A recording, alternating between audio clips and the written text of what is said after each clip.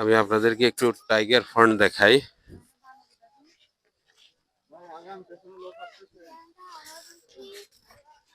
এটাকে tiger farm বলা হয় মূলত। এখানে বলা হয় যে এই ফার্নের ভিতরে এই ফার্নগুলো বেশ বড় হয়।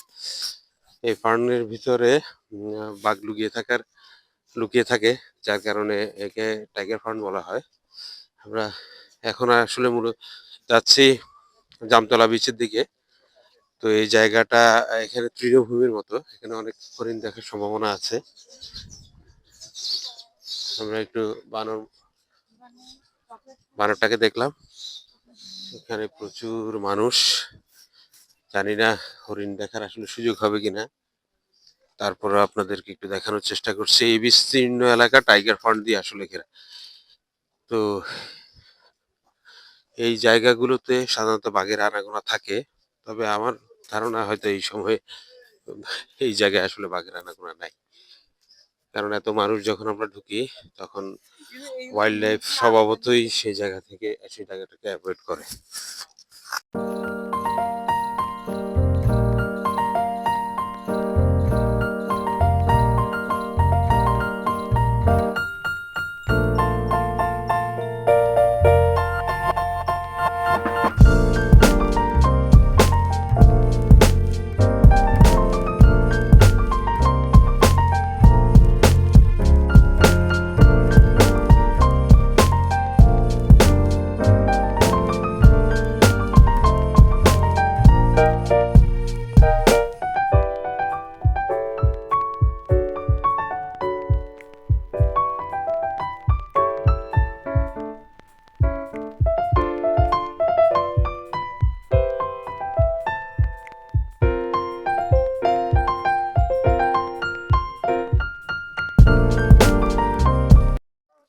আমরা জামতলা বিচের দিকে যাচ্ছি।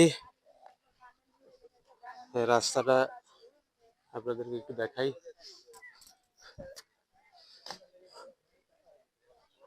একটা বন্য পরিবেশ, রাস্তাটা দিয়ে হাঁটতে ভালোই লাগছে।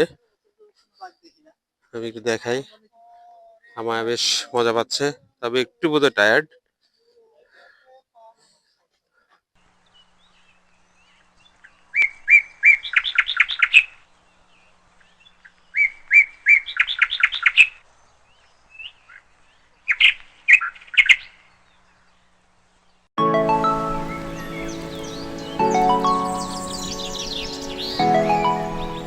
জামতলা বিচে চলে আসছি, দুর্ভাগ্য ভাটার সময় এসেছি, সমুদ্র অনেক দূরে, এখন পানি নেমে গেছে। আপনাদেরকে একটু চারপাশটা দেখাই। অতটুক পর্যন্ত যাওয়ার আসলে সুযোগ নাই।